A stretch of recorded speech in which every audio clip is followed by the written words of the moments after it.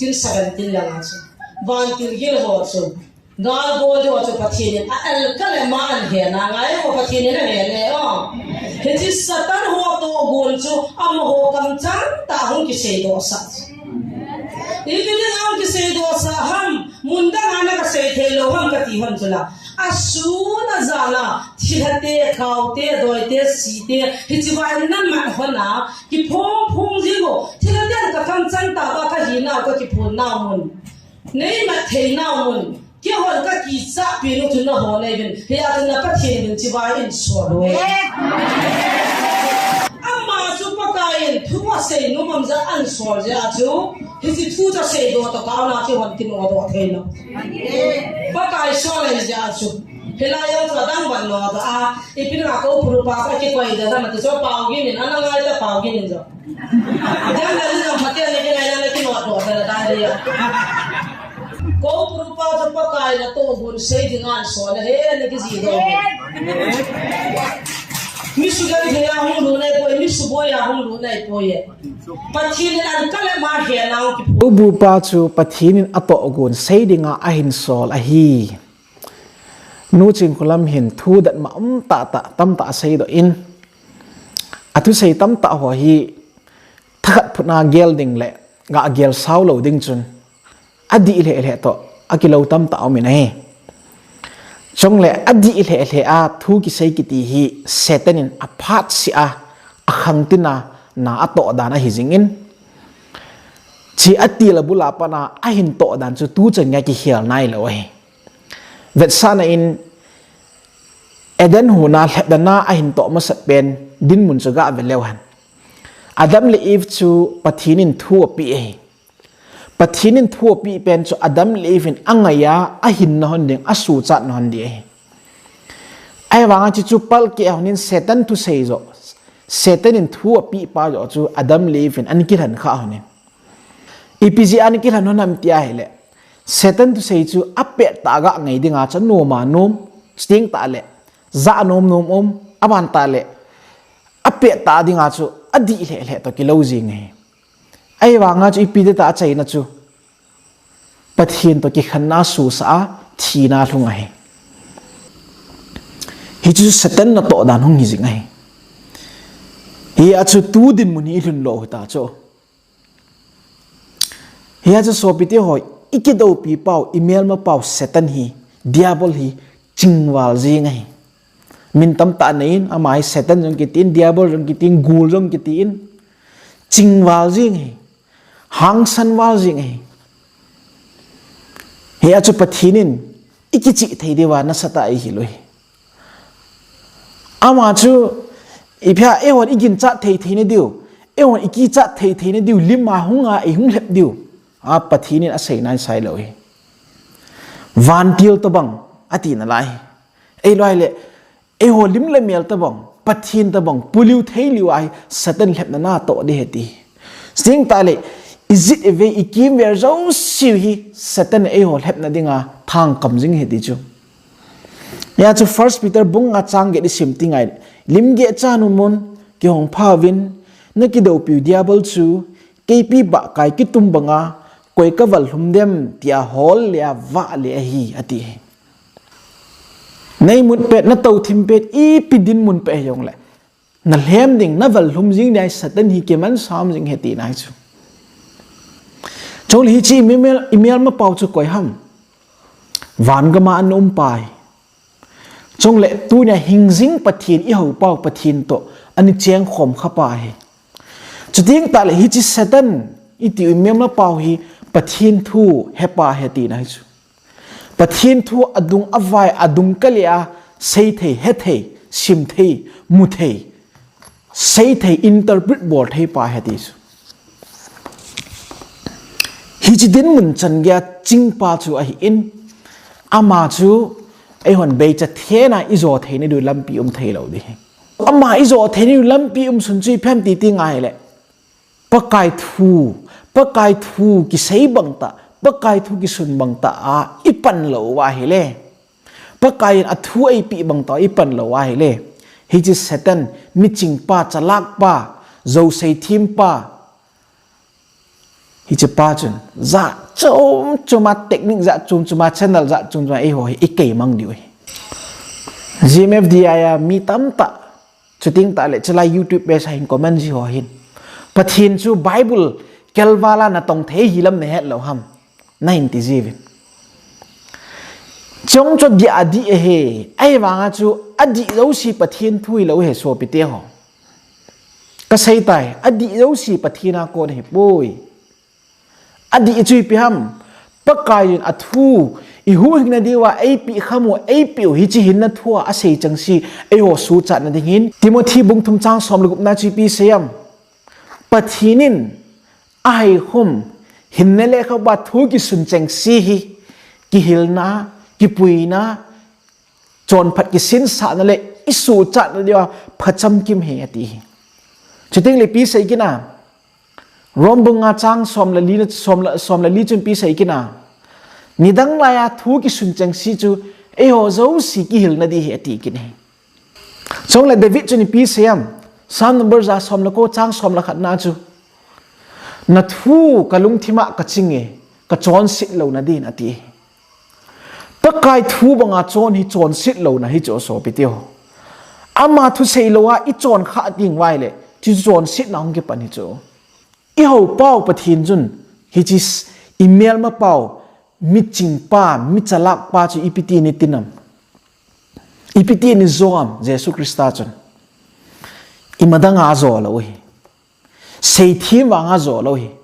pathina ya bol theina ka na ye atia satan chu amo nan hilo hi ipia nanam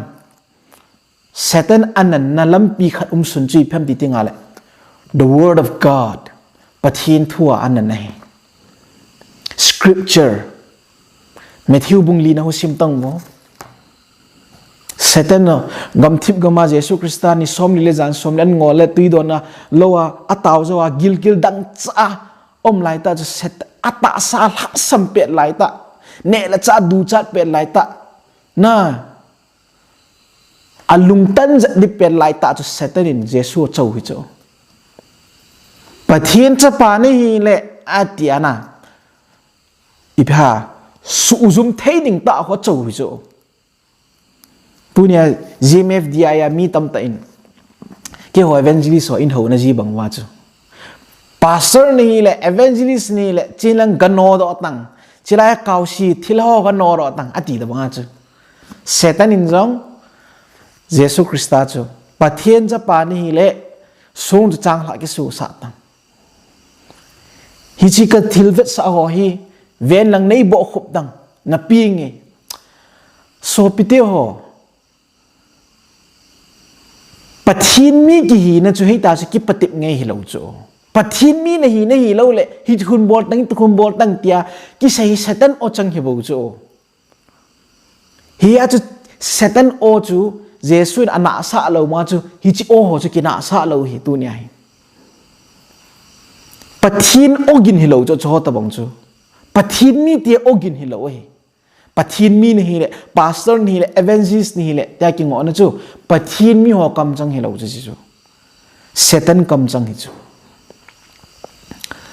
ai ma Jesus ni pi se ya hi nge pathin mi ka hi pathin cha pa ka hi nge chang la ki su sa nge satan nei nui siam ka bol le a ti na sai lo bi chu Jesus in hi chi banga chu hi nge kyo yong pastor ke kyo yong evangelist ke hi a chu kyo yong ko nga thila ka no de ti na di nai sai lo bi chu ai he chu piam Jesus Christa na sei chu pi se ha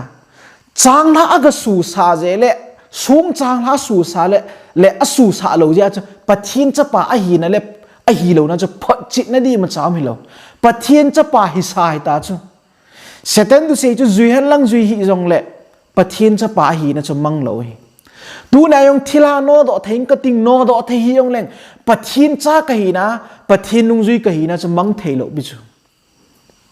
pathin pi ka hi na chu mang thei lo bi chu ipi se in pakai thu banga ka chon na pa hi pathin cha ka hi kimial chi na lo pi pe ni so pi te ho thila ka no ro te ding ka no do but lo ya cha ke pathin mi ke hi ta lo tia pathin ni ta cho pathin mi event news ati nai sai lo cho chỉ ta bằng cho Satan mi châu đàn hay bao chứ mẹ ya chỉ ta bằng cho mi na châu á hít ta bằng cho pathin na tung hồ na câu á hay lệ pathin mi rồi cái gì lang Satan là cho rồi anh cái gì là thì cái say đó nó mẹ miracles cái tí cho pathin ở hun lệ phát đúng gì à cha mình nôm phát mình thâu thâu đi mi em sang so mà sang mai Jesu min pot nang khuti tang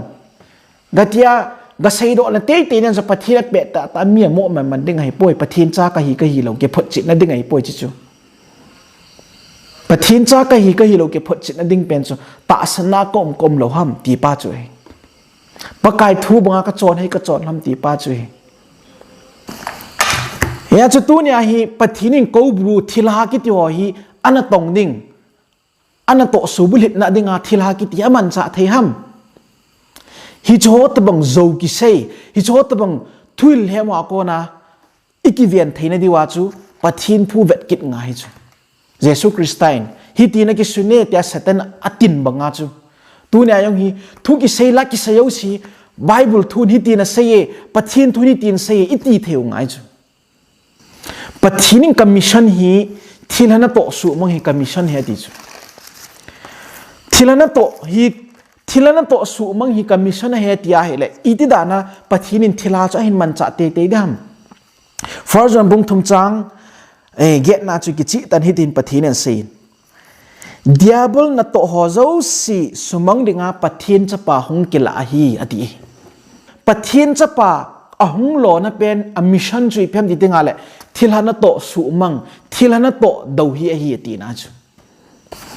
ku ki te dia ko bru ka man cha ding sap te ding a vampire ka man cha ding England ga ma Halloween costume za na e phat kaw si ki tum ho ka man no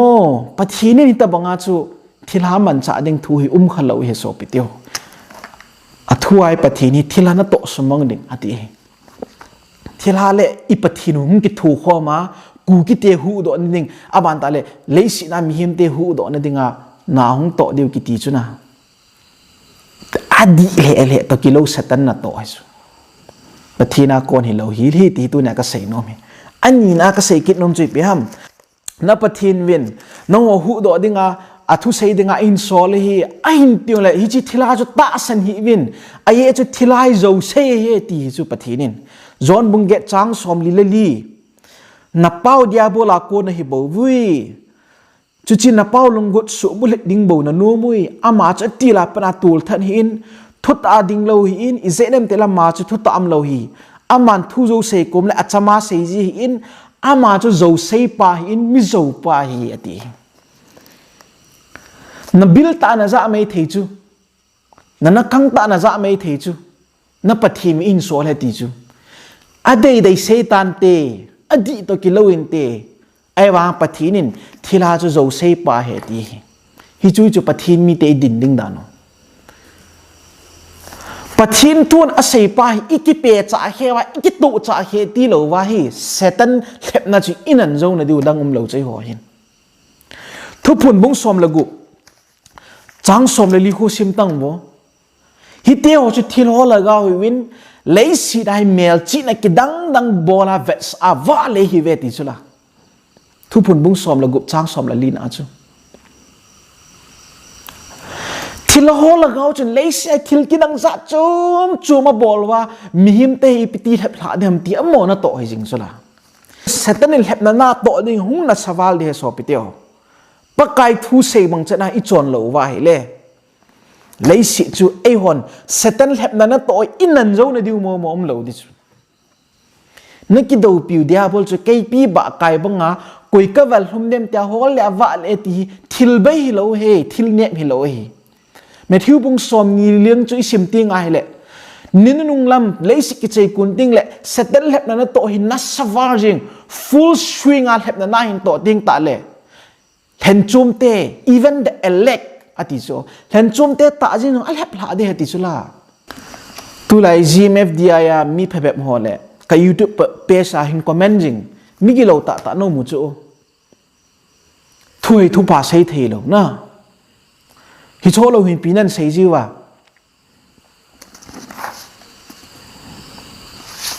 pathin hi Bible kelwala na thong the hi ne hello ham nan ti jiu zo adi jo ji na seu yong chu ai wanga adi wanga cho pathian thu hi lo chu me so pi ti ho ki pal na thei chu me chu Satan in chance in la na di chu me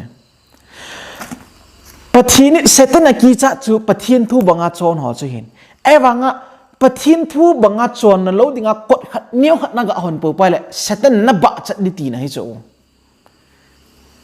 na nain ta san thading thil kha in bol ngal tin Bible say lang say te ong le akidan chu na mu pal na zui chat chat ni cha na man tha chat ni chu hi chu me Satan na to dan chu he chu lep na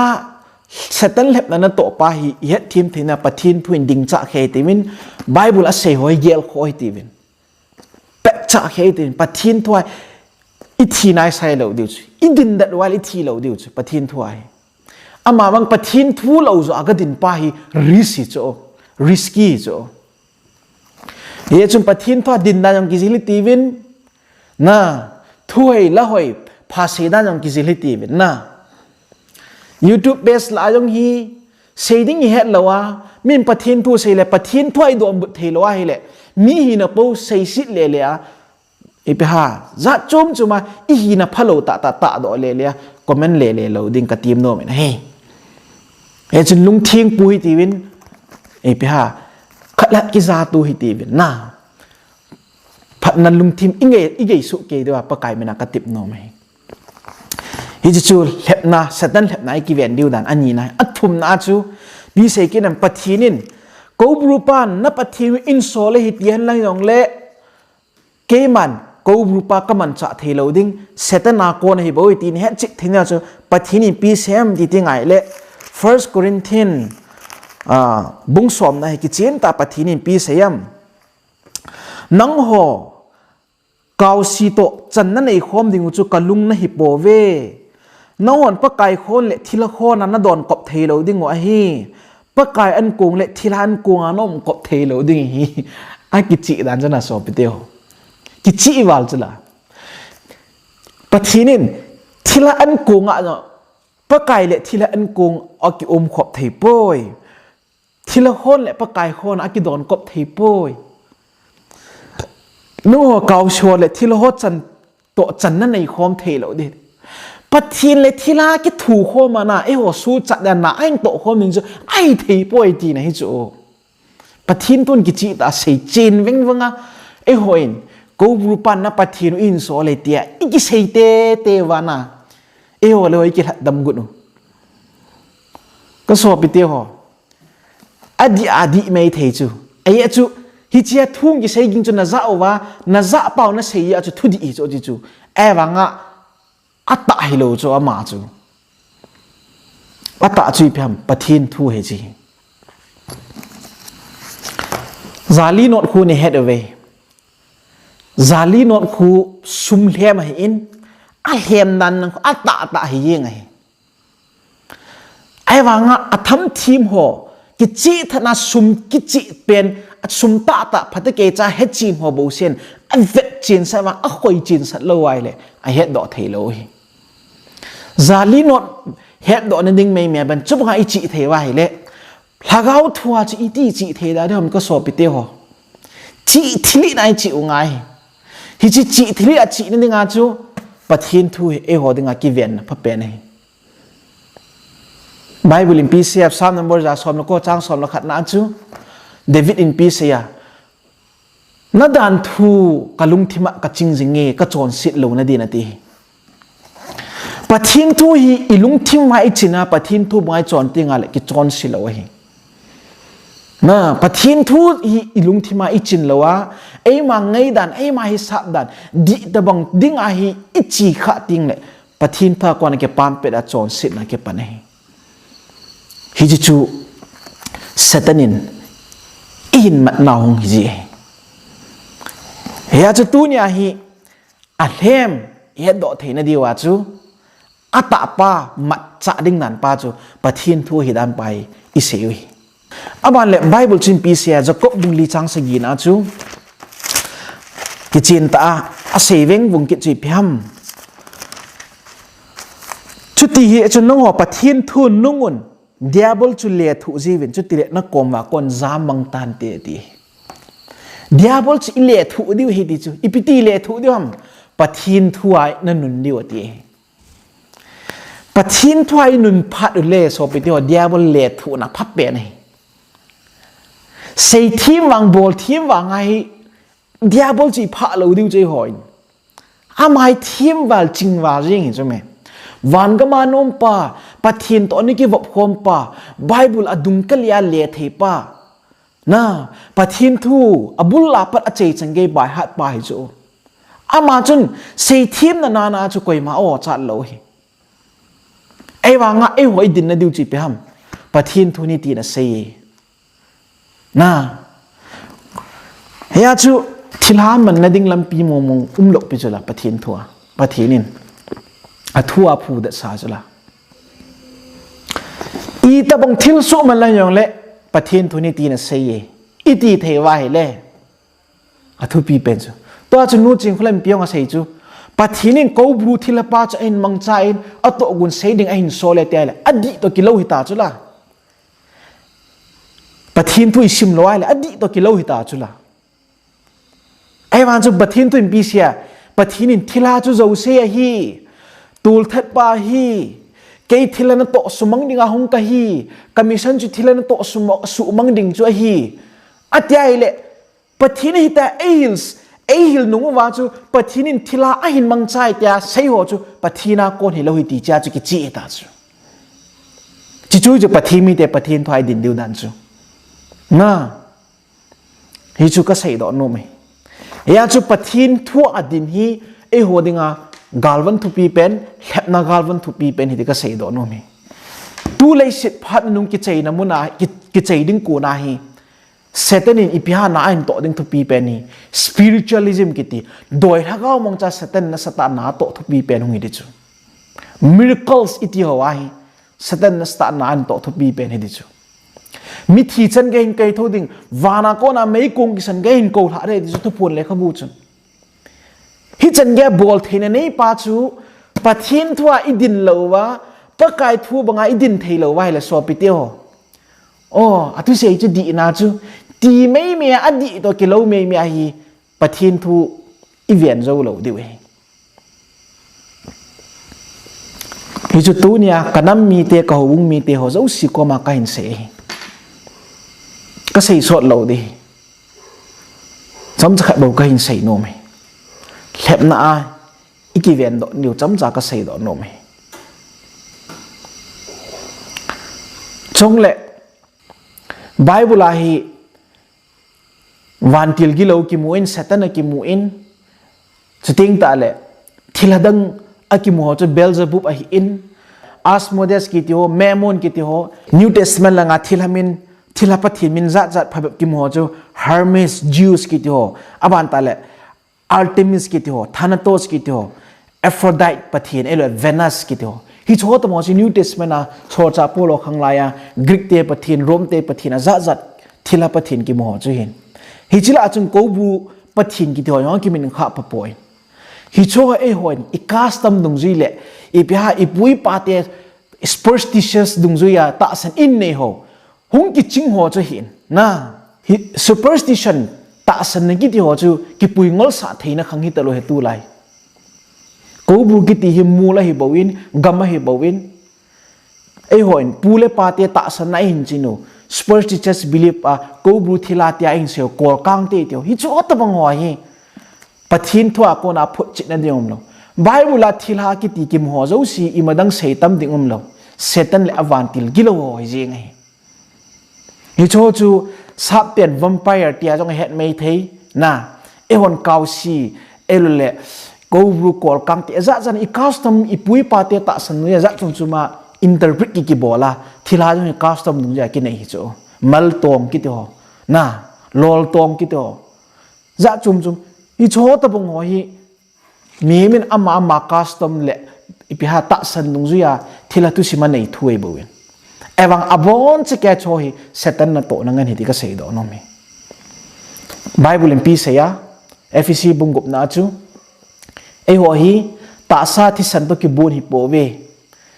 na imu theiro lagau gilo muthim na tong ho to kibun zo hi veti muthim na to ho to lagau gilo eng sio to kibun I na wa chu e ho dinga igalvan papenu chu hi chi pathin thu hi pathin thua na ki van hinam hiti na ki sune tia mema pa na tin zo ding hinam bible hiti na say pathin thu ni ti na say pakai thun hiti na ei hi le tia tu nya hi na ta sana na din pi thero le ve in setanin abol theina chungnung pe na thilkidang ta lei si na hi lep na hin to ting le na din zo lo de ya chu pathin pi se ya Matthew bung som ni le nga chu ching theivin hlan chum te ta jing zong thil hai na hin la de heti hi chi din mun chi thun lo na diwa chu pathin thu zang kya ke puisa diu hi pakai thu banga jing ning le pakai thu ba ke phut jing ning pathin bon sang pathei bu pi tawat